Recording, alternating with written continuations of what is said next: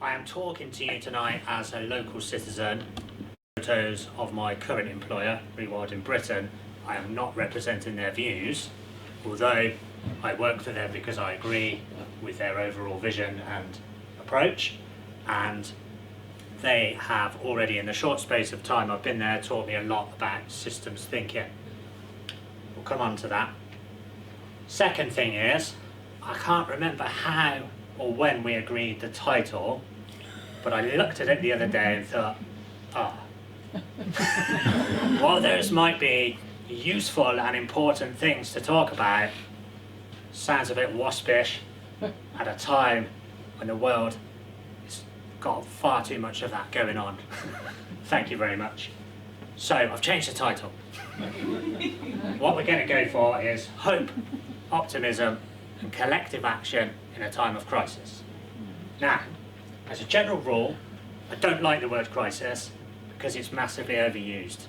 Everything's a crisis from the minute you get up to the minute you go to bed. And probably going to bed is now a crisis because it's a sleep crisis. Bet there is.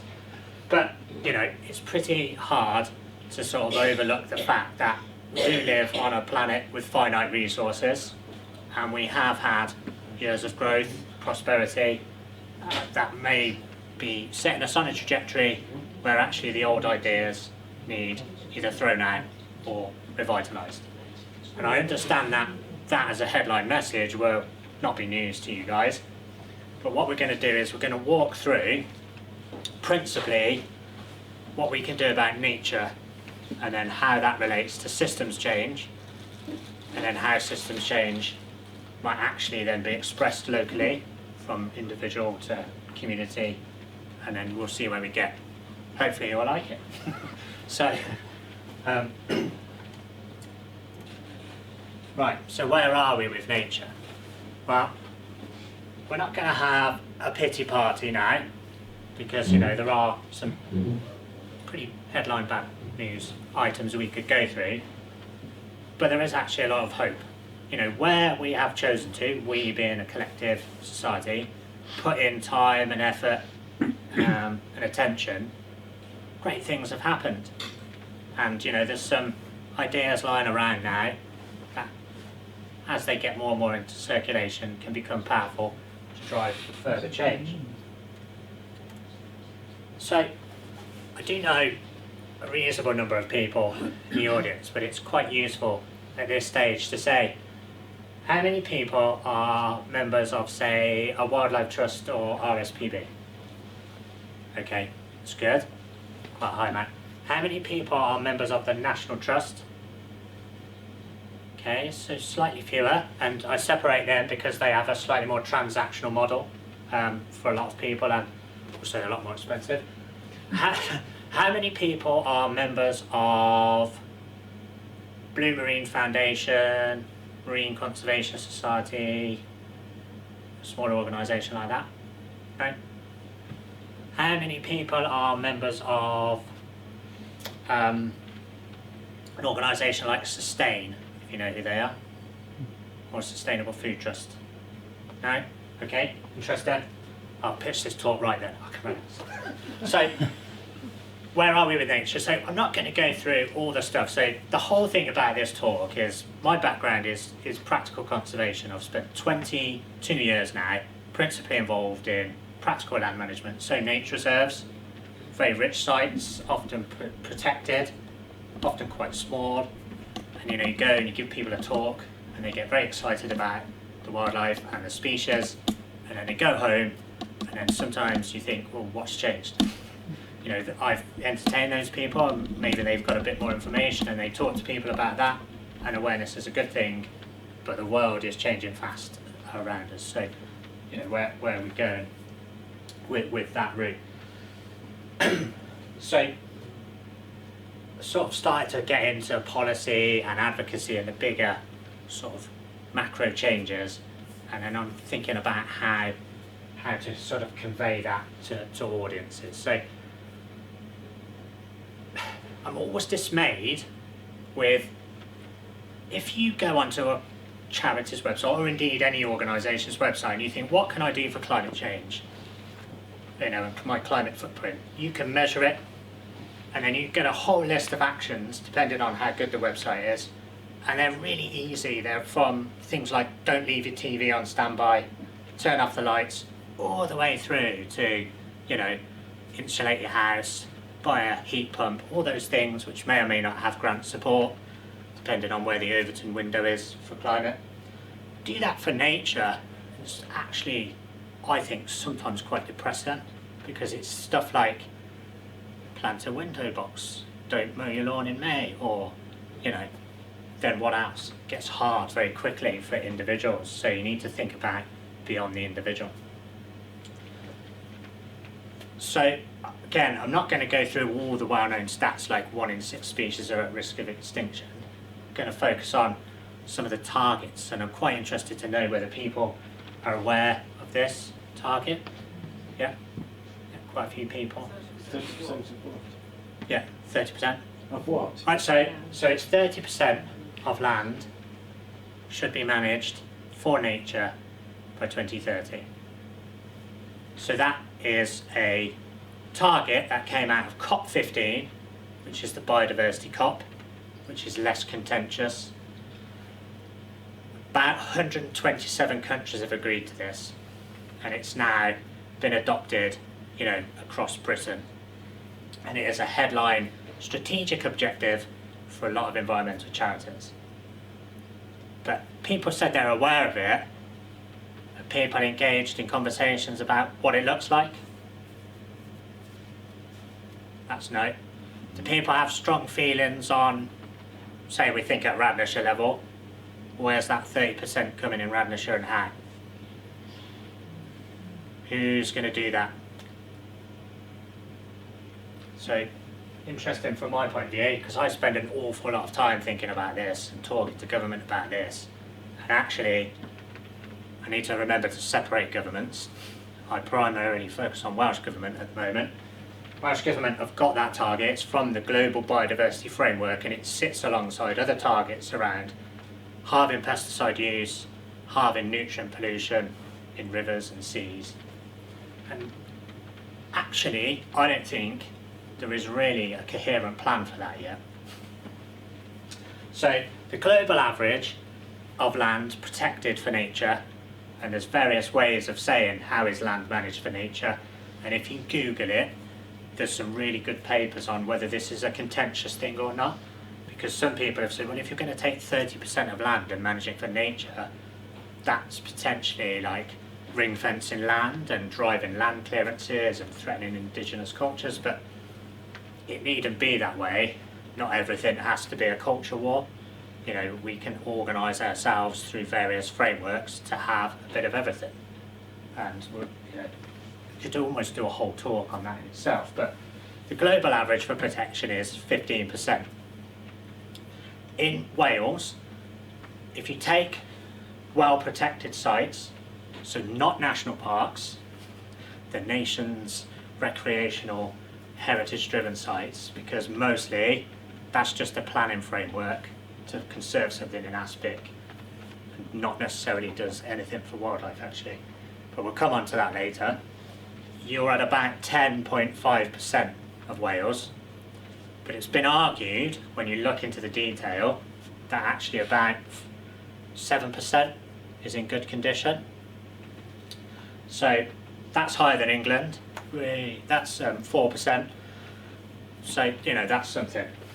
So with those protections, you've got this traditional framework of sites of special scientific interest, protected in statutory law, Wildlife and Countryside Act 1981, so that's primary legislation. So you can go to prison, in theory, for destroying sites, but people rarely do. They get a strongly worded letter, they plough up something, that's the nation's collective heritage. And then, you know, there's pros and cons with that system, and then you've got other ways of creating nature. You know, Wildlife Trust do that very well, OSPB by land, and then you've got rewilding. We'll come on to that in a little bit. And then you've got this thing called Other Effective Conservation Measures, OECMs, because conservation loves an acronym. So I've heard other effective conservation measures referred to as other extremely complicated metrics. But again, we're not going to go into the detail, but done well, they're very useful, and they're very useful for Wales, because in Wales you've got 80% of land is classified, and this is the government's wording, as disadvantaged. So it's basically a nice way of saying bloody hard to make a profitable living on without quite a lot of subsidy. And within that 80% that is disadvantaged, about 56% is severely disadvantaged. So we've moved to a system now where our tax is supposed to pay for public benefits. And public benefits are things that don't have a commodity market. So air, generally water, as in rainwater, soil, beauty, nature, those sorts of things, you know, externalities in conventional economics. So they, you know, you can drive nature, create rural jobs, and do it in areas where you're not impacting on food production. You know, 20% of the most unproductive land only produces 3% of our food, and that's in a system where we waste 50%. So nothing enrages me more than the culture wars against nature versus farming or nature versus food. It is criminal that the press is allowed to say that, because it is bloody dangerous in my eyes. But there we go. So we are landlocked, East Coast Wales. Doesn't always feel like it this winter, but it's always important to think about the sea, and especially here actually, because we've got the source of a lot of rivers. I always think of Wales as having a dragon's back, you know, that spine of mountains, and from that spine of mountains come the blue veins, huge number of rivers. And we've got a lot of marine protected areas in the UK. You're still allowed to do fairly damaging things in quite a lot of them, but Wales is actually quite good when you get into the detail. I'm not going to go into it now because we'll never get through it tonight. But, you know, again, the sea is a source of food, and we know how to manage it sustainably, but getting it through requires some consensus, because it's not just an environmental issue, it becomes a trade issue as well. But it's worth noting that the marine protected areas in Wales, which in coastal waters, so that's up to 12 nautical miles offshore, about 60% of our waters are protected. They are mostly all failing on nutrients, nitrogen and phosphorus, and that is from the land, it's from sewage outflow, but it is also from soil erosion, and it is from excessive nutrients going on to farmland. So, did anybody know that? So, on a basic level, that means if you're interested in nature, there's rare plant species on mountains in Eryri that are on their southern limit, you know, they're Arctic alpine plants, and they're going to push up and up. We're going to lose, and we're going to gain as well. But I know that there are people in public life in this area that have joked about climate change and the benefits it will bring, that we can grow mangoes, and that might be true, but if our climate's moving 5 kilometres north a year, does that mean everybody else is in the northern hemisphere is? Because if everybody else is, what point does the Sahara get to the Mediterranean, to the south of France? Currently, that is projected to happen, and we're actually picking up pace. And what's going to happen when we get there? Well, everyone's going to try and move to Radnorshire, because when you look at the climate maps, we actually do quite well. It's quite wet. Even summer droughts, you know, we'll still be able to manage it. The development pressure here will be huge. And again, it's not part of the narrative. So I mentioned rewilding, and I say I'm here as a citizen, and I work for Rewilding Britain, but I work for Rewilding Britain because I'm passionate about it. So, you know, effectively, instead of trying to conserve historic farm systems or bits of farms in historic systems where everything's changed around it, you're putting over a whole landscape or a whole farm system, and you're allowing normally livestock that are managed, in that you can still send them to slaughter when they're ready and harvest food, and you can still arrange your land like we did at Wilder Pentoin, so you diversify and have a market garden, so you're not completely taking it out of production, but essentially you're driving scruffiness, dynamism, disturbance, and all the things that that protected site network doesn't really like anymore. And it's good value for money. It creates jobs. Across the 1,000 sites in the network in Britain, employment has increased by at least 100%. Well-paid jobs, skilled jobs, but rural land jobs. In Scotland, that's actually 400% increase, partly because the states are bigger. It's quite contentious though, and again, because it's a word, a short word and an accessible word, it gets used as the word that's going to kill culture, stop farming, move people off the land. It's worth saying that I did some research, and Welsh Government's own information suggests that Wales is 90% farmland, 33% sheep and beef, about 22% smallholders. They never get talked about. They are the backbone of Wales, I think, in a lot of ways. Very, very intertwined into the recent cultural history especially. But then about 20% of holdings are dormant. They'll be being grazed by sheep, but not officially. They'll almost certainly be the most severely disadvantaged areas. How could you invest in those areas for the common good and create jobs? It's not part of the current bun fight. So this is the third illustration in a series of 3. I had to finish that sentence, sorry. I know you know.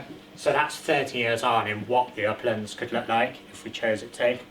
Now, I'd be interested to know whether people like this or not. So maybe just put your hands up if yes. You've left the turbo in though. Yeah, well, I'll come on to the scale of it, but see, I have, reason I like these is because I think, and disagree with this, like a lot of conventional conservation is no, don't do that, protect this, give us more money, come and have a look, but don't touch. And whereas this is like, well, we can put it back and could drive jobs, could drive employment, could help hold back water. And actually we've stuck a pin in a map, and it drives debate, quite a lot of debate. The first slide has got people burning moorland, and it's got timber plantations. You get quite heavily criticised for taking out timber. But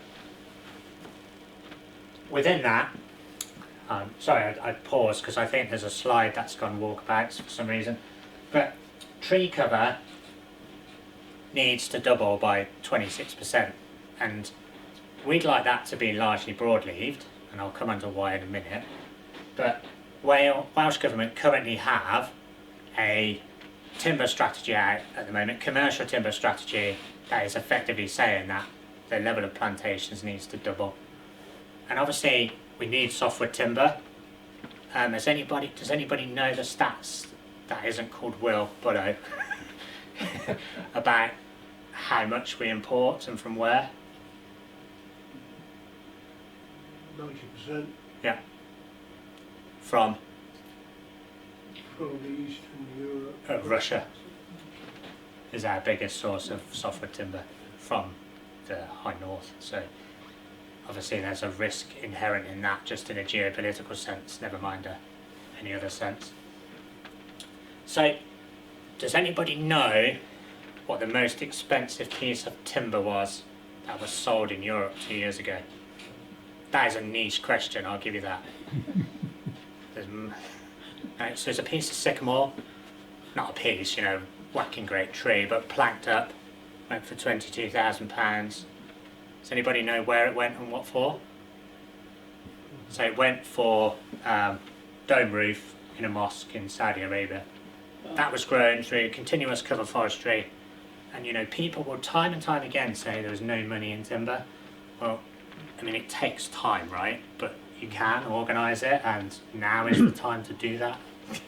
And that's why you shouldn't be down on hardwood timber. And hardwood timber, there's a guy called Andrew Heald, who's a very interesting forester, and I don't agree with everything he says, but one of the things he does say that I really like is one of the worst things we've done is separate forestry and farming, because people have stopped seeing, we've had a lot of specialisation as it is, but we've stopped seeing people think about trees as part of a mixed farm system. So I was at a site yesterday in the Midlug Valley, and it's a private nature reserve effectively. I was encouraging them to graze it, get some stock back on. They planted a lot of trees, but they've got cricket-back willow plantations, so pretty good for wildlife. Requires some management, but not hugely intensive. Does anybody know how much a willow tree of, say, like, I think it's 25 years, trunk about that width, yay high of straight, does anybody know how much that would go for cricket bats? £1,000. So, he's got like 100 on his 150 acre site, and it's all done under contract. It's a growth market because India's getting more and more wealthy and they love cricket. Why rewilding? This is a really nice illustration of the world is a better place because of everything you support through the Wildlife Trust and the RSPB. That absolutely has to be made clear. Like, I'd never ever suggest that you don't carry on doing these conventional nature reserves, but we've got to a point now where there isn't the money to scale that up, whereas there is the money to scale up other ways of working the land and other whole farm systems to fill in the gaps, to connect the core areas of nature. So this is Wild Ennerdale in the Lake District, which is United Utilities and RSPB. Still have sheep on there, still produce food, but they're producing a hell of a lot more nature, and they've made a hugely significant contribution to water quality and a reduction in flooding. It is almost as big, but it is less intensely managed than the Oostvaardersplassen, which is the flagship rewilding reserve in the Netherlands. So that's quite nice to know, like I say, that we do things well when we put our minds to it. And RSPB can be quite quiet. They get bashed around if they're not, but they do crack on and do some bold things. Look at this though over here, just as a bit of context. Polesi, 250,000 acres. I met a guy not long ago. He works on a project called the Altan Delta, which is in Kazakhstan. His project is the size of West Germany. And they are bringing back Asiatic cheetah, and they got Saigo antelope. It's a phenomenon. I've worked with nomadic tribes, increased their understanding of nature, create jobs. It's fantastic. I think it actually won the Earthshot Prize this year. So again, I know that quite a few of you will know this, but rewilding was presented as either or. A lot of people see it as land abandonment. It most definitely isn't. So it's on a scale. You start over here, level 1. It's not actually that different from a lot of traditional farming or a lot of the high end of what's now called nature-friendly farming. And then you move through. And then areas 4 and 5 on that Rewilding Journeys map, actually we're asking at Rewilding Britain that we only want 5% of Britain to be that. Which, if you think about in Wales, if 20% of land holdings are dormant, doesn't seem that outrageous. But it's something I was told I could never say out loud and should never talk to government about, neither of which are true. So, we need to act now. Not news, James. Why have you come here to tell us that? But you hear that all the time, don't you? Going back to my original point though, you turn off the lights, don't leave things on standby for climate change. What do you do for nature if you don't own land? So what can you do? Well, the first thing is to obviously hold on to all your positivity and hope. That's just a much nicer way of saying don't let the buggers get you down, isn't it? And then the second thing is to think about collective action. which is, you know, why Mark's intro was so nice. And collective action doesn't mean, you know, highly organised structures. We need a change in a narrative, and I need your help, because we can't, there's no one organisation that can solve this, there is no one campaign, there is no one solution, no one has all the answers, but it's certainly true that it feels at the moment like the Overton window, which is the window of where politicians look and think they've got support to do things, has shifted back from nature. And the more that media tells untruths, the more that media is divisive, and the less that's combated. So think about, and I understand why, it's not easy, but think about No Farmers, No Food. That came out, and that was born out of farming and farmers as individuals being under a huge amount of pressure, feeling like they're getting pulled left, right and centre and not making a living from it. But it got hijacked by certain interests. There's certainly things that were said that are not true, and for the most part the sector I work in said nothing. So that those facts are in circulation now. They're on people's algorithms, you know, you see those messages all the time. You get the bell-shaped curve of change, the people in the middle that are agnostic or sit on the fence, some of those will have swayed. You know, probably some of those really like nature. Some of those will have paid thousands of pounds to go on nature trek holidays, and yet they will have been swayed. So that's what gets you to thinking about, or got me at least, to thinking about systems thinking. So spend time on LinkedIn for professional reasons. It's generally a lot nicer and more hospitable than other social media platforms. And you see people say, yeah, I do systems thinking, and they just got to the point where I thought, well, I don't really know what that means. It just sounds like modern work language, but it is actually a huge school of thought. And again, like, is this familiar to people? Have people gone into this before? Its depth? No. Okay, well that's a relief, that you said. So hopefully we'll all learn. So presented in some instances as an iceberg. So at the top you've got events, and this was from Friends of the Earth's website.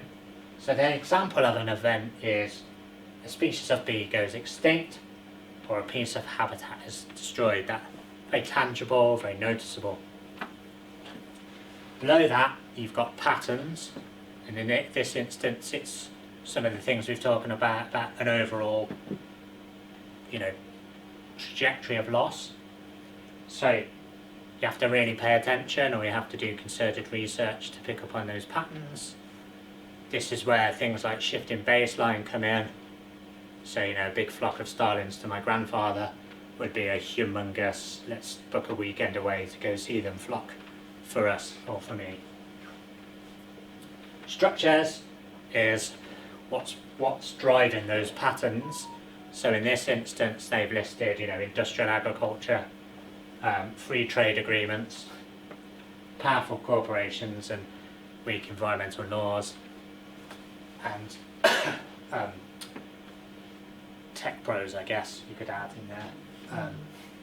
And then systems are how that then becomes, or like systems drive structures, and then so the systems in this case are capitalism, unbridled, consumerism, you know, colonialism and patriarchy. So how do you go about affecting those things, and how do you go about getting widespread change? So patterns you can affect with incremental change. So this is from a different website, so the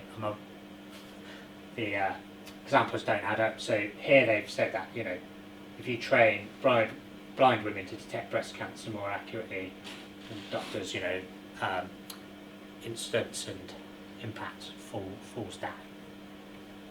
And this level of patterns is where a lot of environmental NGOs, because there's so much overwhelm and so much to deal with, spend their time. And then if you start to engage in local structures, partnership projects, engagement with government, you do get a bit more into structural change, and that's, you know, moving from a centralised energy system based on fossil fuels to a decentralised one based on renewable energy sources. So resilient Radnorshire is structural change, isn't it? I suppose that's what it's aspiring to do.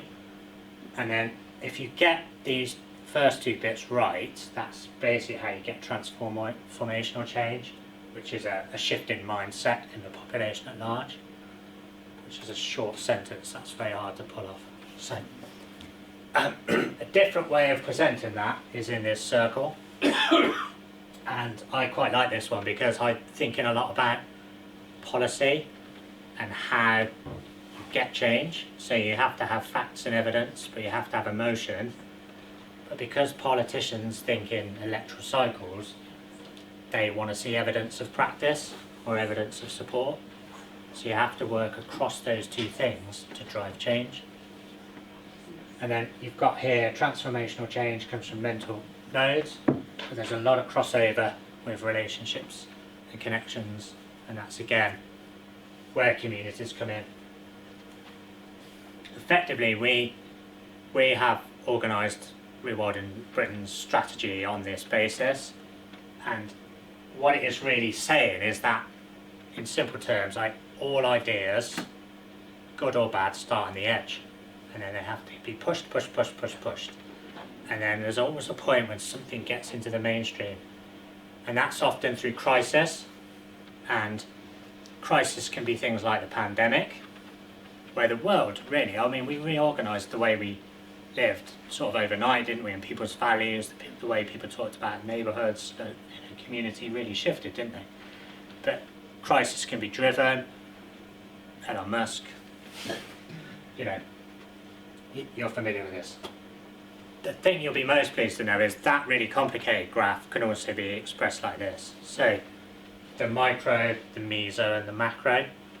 So it's against that I was just going to go through a few things that we could think about doing amongst ourselves to sort of affect wider change and go over and above the things that people are already involved in without having to forego sleep or give all of your funds away. So we're just going to look at food systems, community, and the social contract. So food systems first. So 4 companies now control 70% of calories globally. And one of those is Cargill, which is a private firm which doesn't really have to share any of its profits or details of its funding. It owns a fleet of ships that move grain around the world that is bigger than our merchant navy. And we have now got to the point where we rely on 12 plant species, 5 animal species for 75% of our calories. And an awful lot of those plant species are owned by those 4 companies and are now patented. And this was news to me, but you guys have been at this for longer. Did you know that it's illegal to save seed? You're a farmer. Yeah. Yeah, it is. It's illegal to save seed. If you grow wheat, you can't save the seed because it's owned by a grain firm. You have to get a derogation from Death Row Welsh Government to do that. So there is a farm cluster in Hay-on-Wye that is working with Black Mountains College with support from Sam Roddick, who's Anita Roddick's daughter. And they are going to be trying to grow what is often termed landrace varieties. And there were thousands and thousands and thousands of landrace varieties historically. And what you get is you get wheat of different sizes, ripens different rates, way more resilient for the sort of weird weather we're having. They then collect the seed, plant it again, self-selects and adapts as they go. Farmers are in control, they're not having to pay so much for it. They've developed this community model where they're looking to get the farmers to buy a mobile grain mill, and within that model they're going to have a social loaf. So for the most part they're going to mill flour and they're going to send it to people like Alex Gooch, and he's going to make fantastic bread that's £4 a loaf, and I'll buy it, but not everyone can. And so what they're going to do within this model is have the social loaf. So there's a loaf that's £1, and that's going to go to schools, care homes, and a certain portion will go to people that are sort of, you know, in food banks. I think that's fantastic. That's taking the power back. So this is another shocking fact. You know, basically 300,000 known plant species that you can eat in the world, and we only eat about 150. But look how many calories we get from 3 varieties. That's really frightening. And again, rice is really, really diverse historically. You know, thousands of varieties grow rice on mountains, grow rice below sea level, grow rice where it's windy, grow rice where it's drier and hotter. A handful of varieties now, all controlled. Same with maize. And then you've got the fact that agriculture, you know, farmer, as a primary producer, takes about 2 to 10% of the price of food at the farm gate. So I always think this is where it is bloody tough for farming, because if you're a supermarket, you know, because it's all publicly available, how much a farm is making. You roughly know, because Welsh Government have just published it, what their business model is. So the average farm has turnover of about £184,000. You can work out how much is from grants. Make about 5 grand a flock from lamb, rest from subsidy. Make about 22 grand a year profit on average. You know, some people are making a lot more, and in Herefordshire or down in southwest Wales where they've got dairy, they're making way more than that. But that's besides the point. You know, they've been driven to farm in certain ways, but you can't invest in your capital, can you? You can't invest in the future if you are being rinsed and if the odds are stacked against you. And again, what I don't understand is, you know, not a bigger part of the narrative is that we are told that farming needs subsidies to keep food cheap, but supermarkets have just made record profits again. Those big 4 firms that control all of that food, and like, it's not just food, like 1 in every 4 pints of beer poured in the entire world is owned by one company. So they have also produced record profits consistently. And our tax is effectively subsidising private profit. And I know that subsidies and, you know, that exist in lots of industries, but I feel like it's a lot harder and a lot higher, and there's a lot more mismanagement of information when it comes to the land. So I said we've got to hold on to the hope, so don't get depressed. And I said that the diagram at the end was the simplest, so think about the micro, meso and macro. What can we do? So there's a great organisation called Share Action who buy shares. You know, sometimes you can engage with them through organisations like Herefordshire Wildlife Trust did a bit with supermarkets, but you can go to them direct. They raise questions at AGMs, they petition and buy enough shares to start voting on boards to encourage divestment of pension funds from fossil fuels, and they also raise everyday motions and resolutions. Very, very effective. Definitely encourage you to engage. I think, you know, there's plenty of information out there to tell you how to buy, and consumer power counts, but also think about where does nature conservation stop and where does the system start. So think about, you know, there's our Food 1200 doing fantastic stuff in Wales against the odds, quite locally. You've got Sustain, who are superb, Food Farming and Countryside Commission, and Social Farmer Gardens. Think about whether you could support them, because, you know, it's competitive out there. For charities it's hard, and also, you know, just reading their information and helping circulate those messages might help. And then, you know, you can obviously go around the problem, and Resilient Radnorshire is potentially looking at that, and that's where, you know, the social loaf model comes in. But then you have got things like the long table in Stroud, which is a restaurant owned by is it Hobbs Bakery Boys? So they do like a pay what you can afford for a meal, so it allows people to eat for a few pounds. And you know, I think if you've got a community pub, can you random, maybe that's a model you could move towards. And then, you know, if you're interested in it, I just a few books to recommend reading. There's a book on fishing in the oceans by a guy called Callum Roberts, which documents, you know, the fact we didn't start eating much in the way of saltwater fish until the 14th century, and then it, you know, talks through the development of the long boom trawler, which really was when we started to destroy the ocean. By, I think, Rewilding the Sea is more accessible by Charles Claver, and it actually is full of hope because it talks about huge marine areas that have been created globally, actually in a lot of our, you know, our offshore waters and our crown dependencies, where, you know, it's actually benefited local communities. And it's sort of worth saying at this point that Wales only has a near-shore fleet. It's got 212 boats below 12 metres.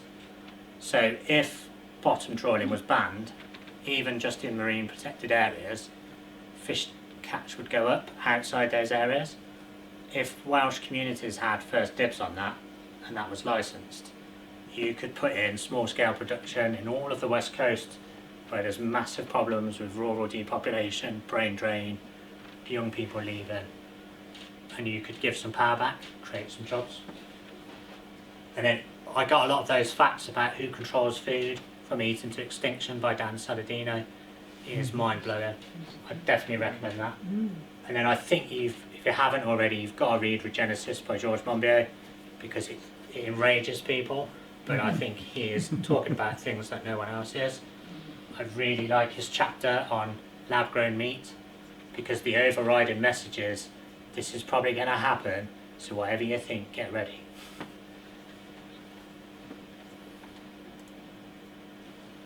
And then, you know, you can cut the cake anyway, but there isn't a piece of credible science or good government document that doesn't basically say that we have to have, as a society, major changes in diet, the way we organise land use. So England is consulting at the moment on a land use framework, generally considered to be very positive. The Wellbeing of Future Generations Act is 10 years old in Wales this year. There will be a series of celebrations and events over the summer. One of the recommendations will be for a land use framework for Wales. I love Welsh Government and I love devolved power, but I imagine it's going to take at least 10 years for that to get out the door, but at least it's coming. And we need to reduce food waste. You know, globally we waste 50%, and you know, we can actually feed 10 billion people on paper. It's not that simple, but you know, don't let food waste go through any argument unchecked. And so, a bit of a personal sort of share. So the point I've got to when you start looking at all this and start thinking about systems is, well, what do we want? Because there's like a group of people that say agroecology is the future, a group of people that say Colin Tudge was right all those years ago and John Seymour was right and we need small mixed farms. But you can't feed enough people and have imports and exports on that model anymore. You need some intensive production, but that doesn't have to be hugely damaging. You can have smart growth of, you know, hydroponics, vertical farming, those sorts of things. But at some point, do you not think we need something that involves more than nature just around the edges? Because that seems to have been pushed aside. You know, like, if you do that on that severely disadvantaged areas, just at 5% total cover at the headwaters of a catchment, you're absorbing carbon, you're reducing the flooding in Carmarthen or Pontypridd, Hereford. Why is that not a good idea? You know, flooding and coastal erosion prevention has just got a record amount of budget in Wales from a record settlement and devolution. Only 1.7% of that is spent on proactive natural flood management. The rest is on pouring concrete and dealing with the problems. And the thing is, what I wanted to try and get people to think, and you can say, shut up, James, is if we're going to try and have 30% of land for nature, what does that mean? So one of the questions that came out when we discussed this when I was in a wildlife trust doing a strategy was, what about the 70%? But it was framed in a way as to say, like, we've got to also work on the 70%. And I think that's a reasonable question, but at the time, my response was, we've had 100 years of trying to deal with 100% and everything everywhere. Maybe we should just be really focused on the 30% and accept that people like sustain and nature-friendly farming will cover the 70% and how agriculture works through improvements. That's a question that, you know, again, I don't think do the rounds enough. So then we get on to community. So, you know, I think Resilient Radnorshire, groups like Clean, you know you've got power, you know you can make change, but I think community is a word that gets misused now, like sustainability. It gets bandied around and the context is never explained. And just while checking up on a few things, I did read this last quote, which was, you've got to remember that maybe a community isn't always a good thing, because a mafia or a community, very closely knit, very tightly operated, and get a lot of stuff done.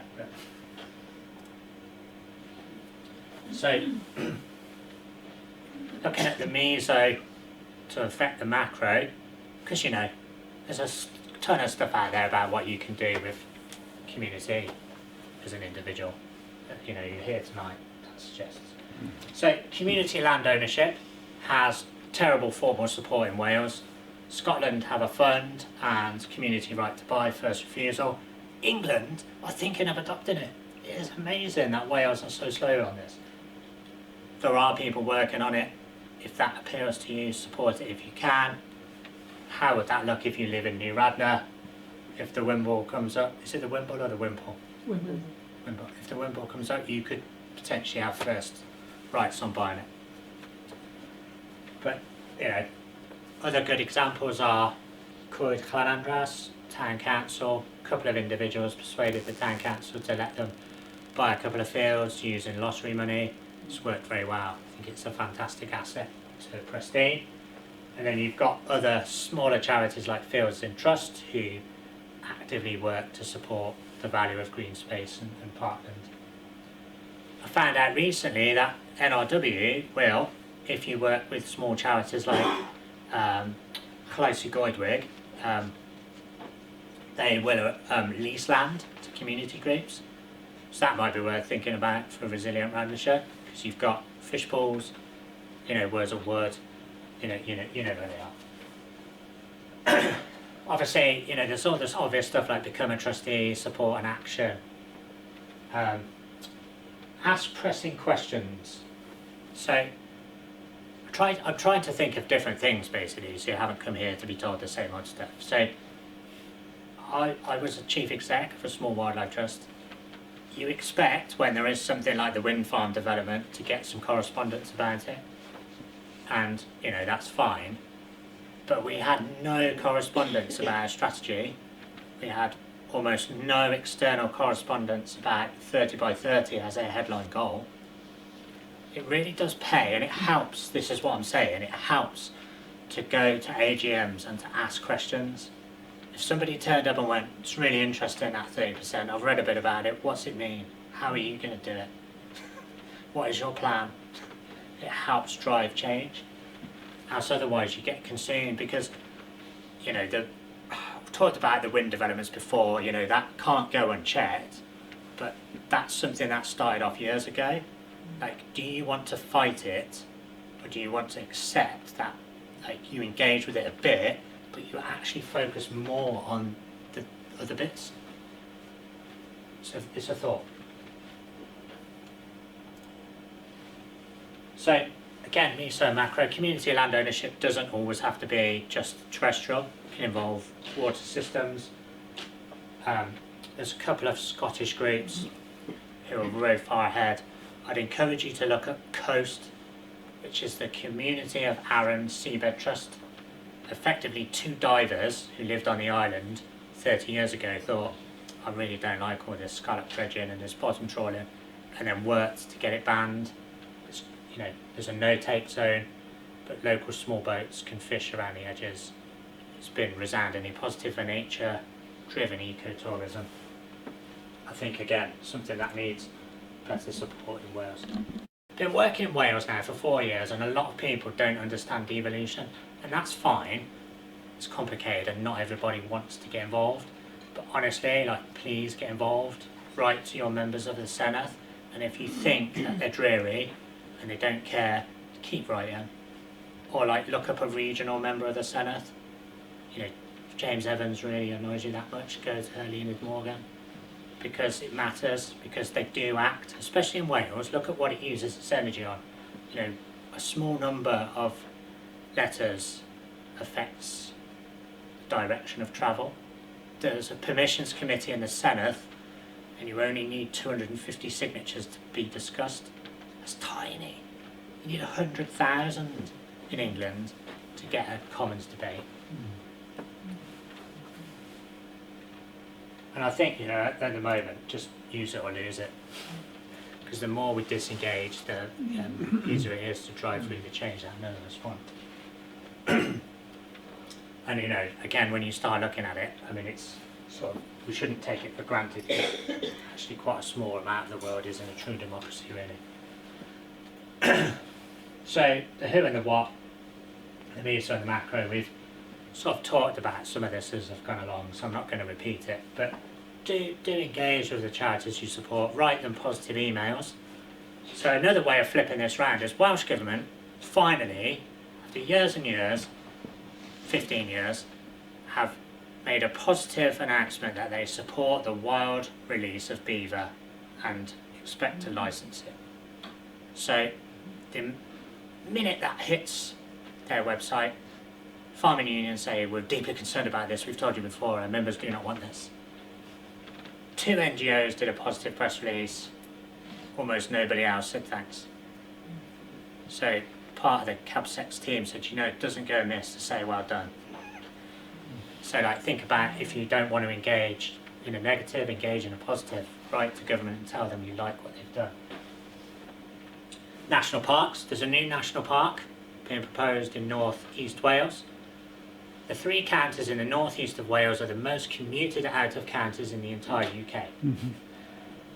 Wales has got some brilliant stats. So 2/3 of the population live in the south, and then there's a huge concentration in the northeast. 50% of people in Wales live within 20 miles of the border with England.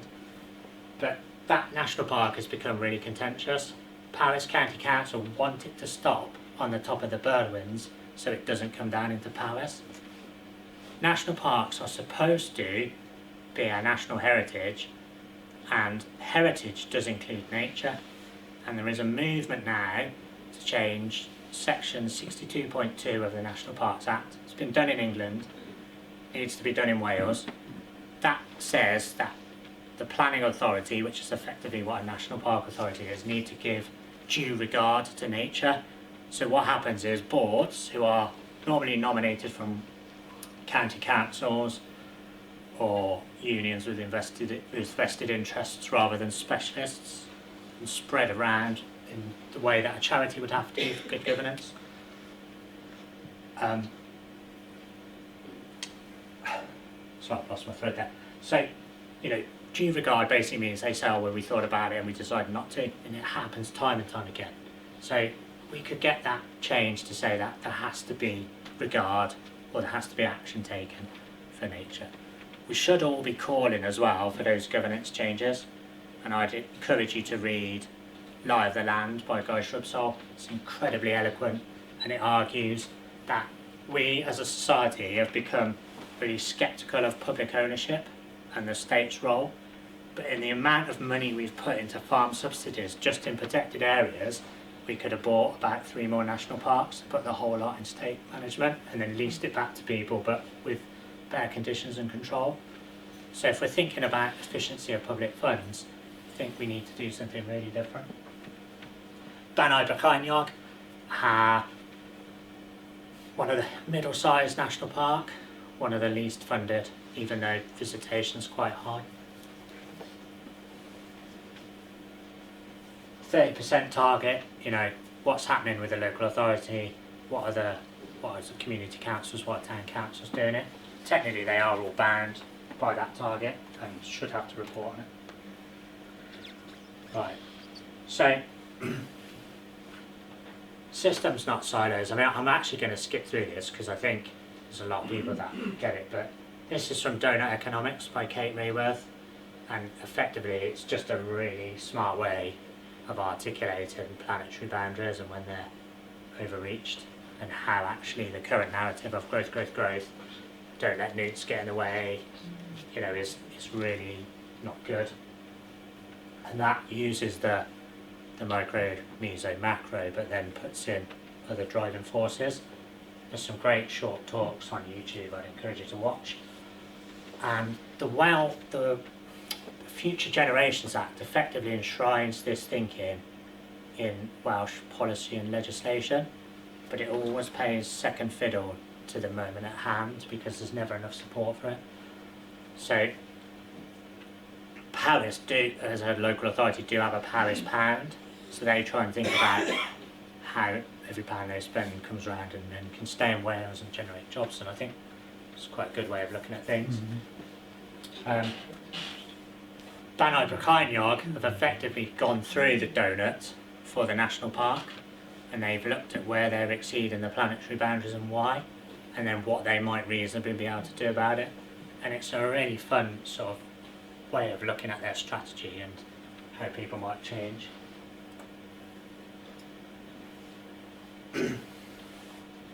So again, in terms of messages, social contract. You know, net zero is the focus, obviously hugely important, but it's not enough. Nature is always playing second fiddle. And you know, that's before you've even thought of those resources and planetary boundaries. Tim Marshall, who wrote Prisoners of Geography, his latest book is on space and how we need a international space treaty because people are genuinely eyeing up the moon for mineral extraction, for batteries. And, you know, I saw that talk at Hay sort of 12, 18 months ago, and I thought, yeah, that's a risk, but it won't come soon. Well, we're there. We're there already. It's just terrifying. And, you know, no nature, no food, no farming. No nature, no nothing. And then we're told that things need to be kept cheap, and that tax needs to be paid to subsidise food, so that private profit, which is record-breaking in the supermarkets, can be conserved. But the Jevons paradox says that actually, if you get really efficient and you make things really cheap, people get lazy and lose their creativity. So perhaps that's what's led to 50% food waste. So maybe, and this is difficult, right, because not everybody can afford to make choices, but people can still call for the structural change, and you can still call out false messaging. Because if you watch plenary in the Senate, where First Minister, Deputy First Minister is questioned, there are some naughty politicians, and occasionally you get a Jenny Rathbone of the world who's really spiky and really challenges it, but sometimes you don't. You can write and engage. And I don't know if I agree with this. I think people are creative, but this is, I found this on a Dutch presentation that basically, I mean, degrowth is arguably happening in Western Europe, and the way that the rest of the world is organised and holds power could be enforced upon us. So until people really start this conversation about what does it mean now, at what point is the UK at, we are facing having things forced upon us rather than doing things by design. And then, yeah, what next? So there's options there, hopefully food for thought. But I would also say, if you can, think about supporting, getting involved in a small charity as well, and one that maybe works on some of those wider systems. And I should have put a charity I'm a trustee of called Tir na Tir, which is Wales' only rewilding charity that's currently got an offer on 1,500 acres of land, which it's looking to buy, and generating a lot of support and interest because it's for Wales by Wales. Got a lot of Welsh speakers in the organisation. We've got a lot about Welsh cultural history, social structures, and connection with the land. So it's quite unique in its messaging. And that's it. Thanks for listening.